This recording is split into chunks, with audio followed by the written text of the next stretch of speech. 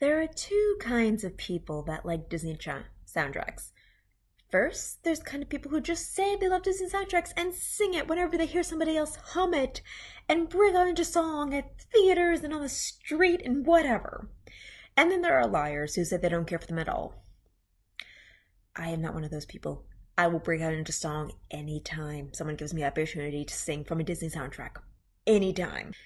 And realizing how important this was to me, I made a list of my favorite Disney soundtracks by movies, and I'll explain to them why and how. I'll go from least favorite to absolute favorite, and then say some runners up. My least favorite, but still probably one of my favorites, like of all time, but not very common, is a Goofy movie. No, I'm not really a 90s kid. I'm more of a 2000s kid, but really we were watching the reruns of the 90s, so I think I still count. I got myself a notion, one I know that you understand, to set the world in motion by reaching out for each other's hand. And oh my god, stand out above the crowd, even if I gotta shout out loud. Tonight is the only face you'll see, gonna stand out. After today, I'm gonna be moving. Yeah. Oh, and there's that road trip song, and the song where Max and Goofy finally talk about their issues. God, it hits you in all those soft spots. And no, it's not really a classic Disney movie. I don't think it was made by the Walt Disney Company. I think it was made by one of their extra companies in like Europe or whatever. But I swear to God, almost everyone my age has seen this movie at least once. And I'm talking about people in like their early 20s, mid-20s. It's just so much fun, and it tugs at you with those 90 heart feels, okay? And yeah, maybe there isn't some great story to it, but there are great feels of it for anyone who's just had issues with their parents, or like has sympathy for Goofy, you know, actually having to be a real kind of character, like being a real dad and having an ungrateful, if not, you know, kind of understandable son. Anyway, next one is Beauty and the Beast, which I can only describe as fabulous. Beauty and the Beast sounds like nothing else, and each one is so hummable and fun and really sets the tone for the scene and all the personalities. Be Our Guest is a classic, man. It is like pure Disney. That's why it's always sung in parades and stuff like that. It is the most ridiculous, corniest, and absolutely most fabulous Disney song of all. Also the Gaston song, not really that villainous, but so damn fun, like so damn meme-worthy. Okay, like I have yet to be in any kind of drawing or painting class or anything like that where people do not know all the words to waking up to say bonjour, bonjour, bonjour, bonjour, bonjour. And you know, tale as old as time. Like, duh, doesn't it just ground you? And yes, it was that silly reboot, remake, or whatever, the live action thing where they added some new ones. I honestly didn't care for the new ones. Except for one, the Evermore song by The Beast. The Beast is, you know, basic ballady where he's like Brian and all that jazz. It was so much better than the one they gave him on the Broadway show. So yeah, I respect it. I would listen to that one. It really like illustrates the Beast. It doesn't really illustrate the old 90s Beast because their characters are a little bit different, but still it's a damn good song for just the character of the Beast. It's good like that. Let's see. Next is Moana. I may not absolutely love the movie Moana. It has some problems to me. Mostly that Maui shouldn't exist, even though I do love the tattoo part of it. It has some story structures that don't really appeal to me, but goddamn do I love its soundtrack. Its soundtrack is fun, it's unique, it absolutely pays the story, and it does this cool thing where it has like 2 or 3 different reprises where it really feels connected to its characters. It's not just like some movies where, you know, you feel like you have to break into song. They are singing because they feel it, and it is so strong. And Moana makes a great new Disney princess, even though she doesn't want to be. God, that voice was so heavenly, and I really felt for her character as she was singing it. Yet sometimes her song kind of made me feel like Mulan, but the fact that she sings it throughout the movie and changes it throughout the movie as she changes a little throughout the movie is so cute.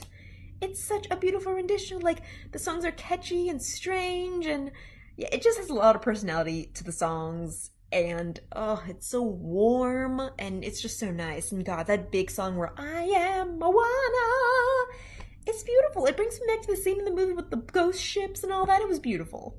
So yeah, Moana, you are the newest Disney movie ever, and even though I don't think you're the best Disney movie ever, you have an excellent soundtrack.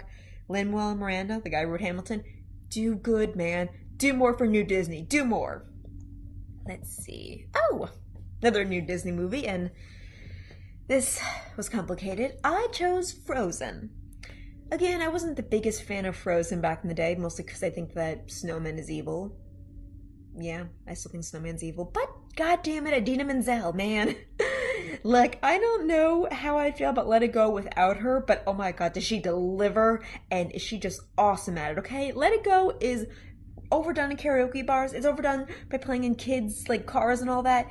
It's absolutely overdone, but I'd be lying if I said I didn't feel bored each time I listened to it. I'd be lying. It's a great scene, it's a great number, and finally, I can talk about how much I love Idina Menzel, and people recognizing who I'm talking about. I love that. And yeah, the other aspect is, Frozen has like this really unique sad tone through all the songs, because all the characters are so desperate and lonely. I don't know, it kind of tugs at you a bit. Plus, Love's an Open Door is like stupid catchy. Seriously, all these songs are like really catchy. I mean, I can say, do you want to build a snowman? And people get it. Like, Frozen, yeah, has really good songs for that. Good for you, Frozen. Good for you. You have issues. I don't think you need a sequel, but damn it, did you really bring me back to, like, music when I had to listen to you for the very first time, okay? Even when me and my friends in the theater were, like, gushing about how much we didn't like certain parts of the movie, I turned and sat at the Troll song. Oh my god, this is Disney magic. Frozen, you beat me. You beat me. Oh, Tarzan. God, this is one of those movies I rewatched so many times. Okay, it's cool how they made Tarzan sensitive yet still very masculine, okay? Watching a guy raised by apes break out into song would have been difficult, but I really love Phil Collins' narration of what Tarzan was thinking and feeling through the whole thing, so, put your faith in what you most believe in.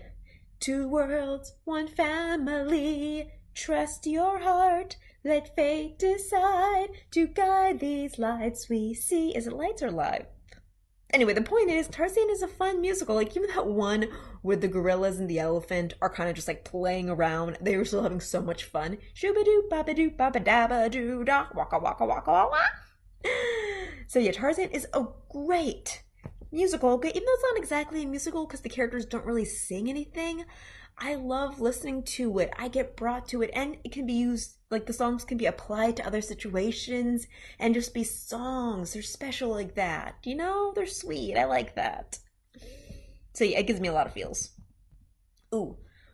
One musical that isn't so much in the feels, but is just pure absolute fun. It's like my workout jam. It's just so ridiculous and fun. Is the Hercules soundtrack. Like, oh my god, the muses, okay? Oh my god, it reminded me of Little Shop in Horror, where, like, there was always just this chicks in the background singing and helping whatever character was on stage first sing, and people kind of realized they were there and they weren't. But yeah, they were just like such an amazing fan group and such amazing women. Like, oh my god, their voices were great, their songs were so much fun. Zero to hero, a major hung. Who puts the gliding gladiator? Hercules. Oh, I love them. I love their design. I love the singing. Oh, and honestly, I won't say I'm in love. You're way off base. I won't say it. It was my Let It Go until Let It Go. Oh my god, like, that was the song you sang and re-sang, and god, I still love that song, okay? Like, I will skip Hercules all through on Netflix just to get to the part where she sings that song. And also, it wasn't until later that I really appreciated Phil, the Satyrs, like, workout song. Demigods have faced the odds. It ended up a mockery. Don't believe the stories then. If you don't know the crockery, to be a true hero, kid, is a dying art. Like painting a masterpiece. It's a work of heart.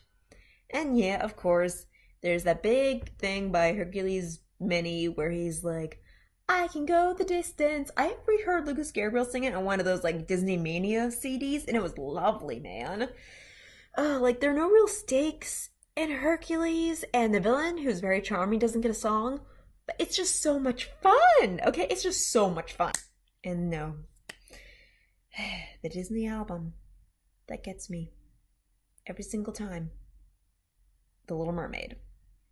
My god, just that